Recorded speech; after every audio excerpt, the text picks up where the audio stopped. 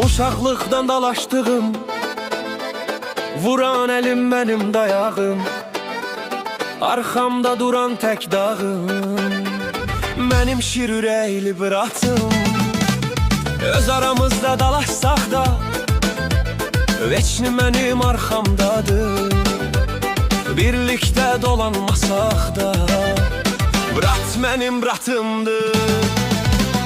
Yaxşı qardaş dostun olar, darda əlindən o tutar. Nə çətinlik yaşasan da, qardaşın yanında olar. Yaxşı qardaş dostun olar, darda əlindən o tutar. Nə çətinlik yaşasan da, qardaşın yanında olar.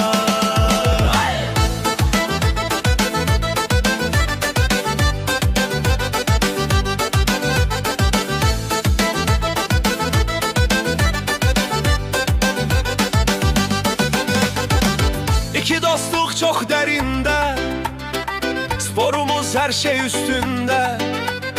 Böyük qardaşım olmasaydı, batardım tüm söhbətlərdə. Ona görə əlim cibimdə, fırlanıram zor oğlan kimi.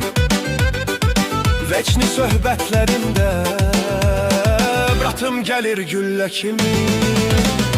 Yaxşı qardaş dostun olar, darda əlindən o tutar. Nə çətinlik yaşasan da, qardaşın yanında olar. Yaxşı qardaş dostun olar, darda əlindən o tutar. Nə çətinlik yaşasan da, qardaşın yanında olar.